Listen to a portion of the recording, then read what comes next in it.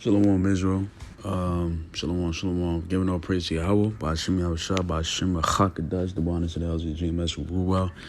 Salutations to you, I give my day pushing the word truth, sincerely risking your freedom in your life to do so. You know, it's been a little frustrating, man, trying to get these videos up. Satan's just been, deleting videos and stuff like that. But as you can see from the picture,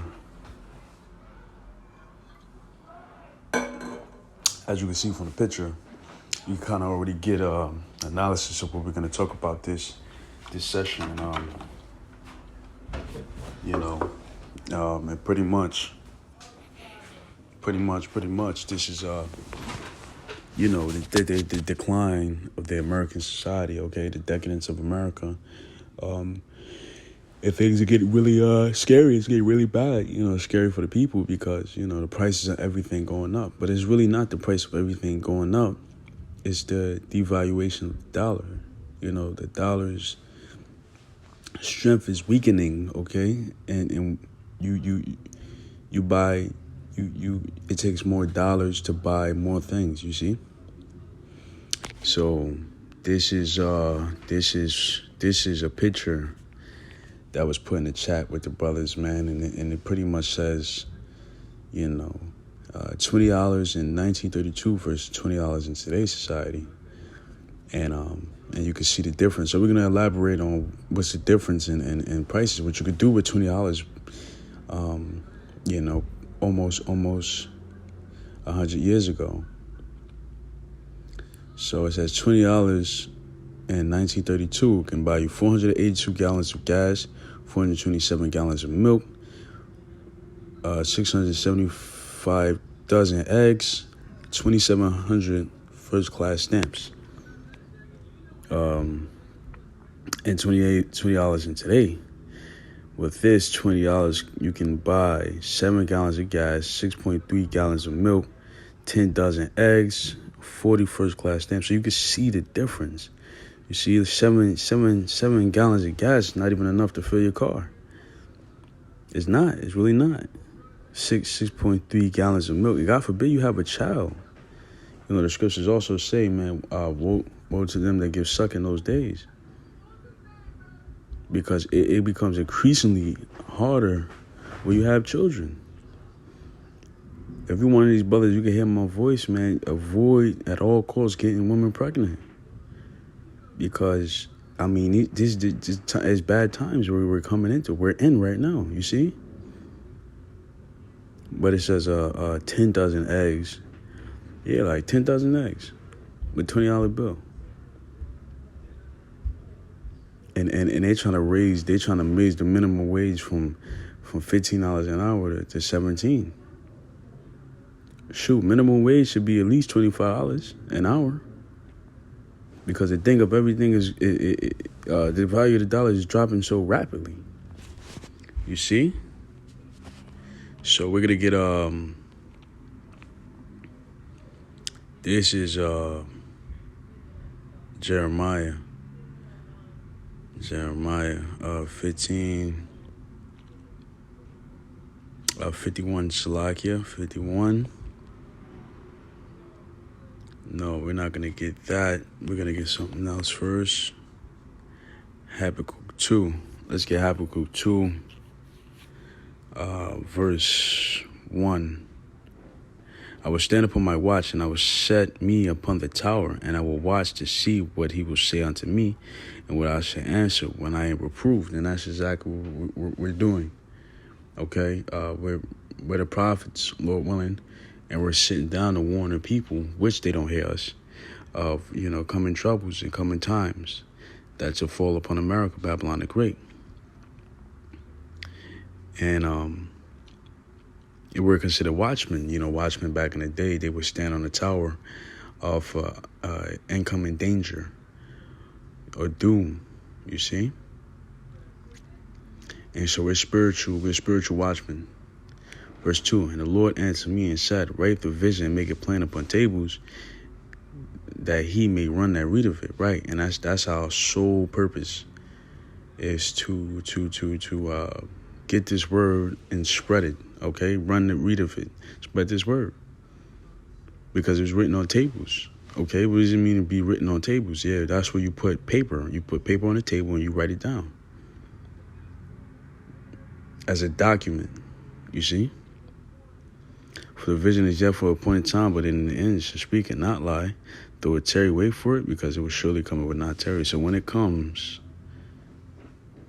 you know. And one of the things that's coming, which is really here, is Habakkuk 2, verse 6. Shall not all these take up a parable against him, and it taught in proverb against him, and say, woe to him that increaseth that which is not his? How long? And that's exactly what Esau did. He increased that which is not his. You see? Esau is known as steal and take. Constantly. And it's a proverb against him. America, the great land of the thieves. You see, that's a proverb. Okay, the injustice, the justice states of America. That's a proverb. You see? And it said, into him that ladeth himself with thick clay. What is thick clay? Abatya meaning debt. Thick clay in the scripture means debt, heavy burdens of debt. That's what that scripture means. So woe to him that ladeth himself with thick clay and thick debt. And a part of the debt is the $30 trillion that America currently has nationally. You see? That is a part of this debt. And it's a grievous thing to have that much debt. You see? Because when it's time to collect, it's collecting. So look at that. Look at this. A Edomite. This is the great America. And these Edomites know, and they're mad. They're mad as shit. Look at them. You see? You can see from they're on the floor. You know, this is nothing compared to, you know, movies like The Great Gatsby. I recommend brothers to watch that. That was the peak of America's glory.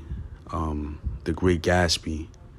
You see, the movies like that where they had acres upon acres of land. Now look at these people. These are the house of Esau, Edom. They have nothing. Look at them. You know, they all got stomachs, guts. Some of them look like they live in a trailer park. You know what I'm saying? Look at this guy. He probably got like 5 kids. You know he's racist. He ain't got nothing. Look at this woman. This is the fall of Esau Edom. So this is from usnews.com.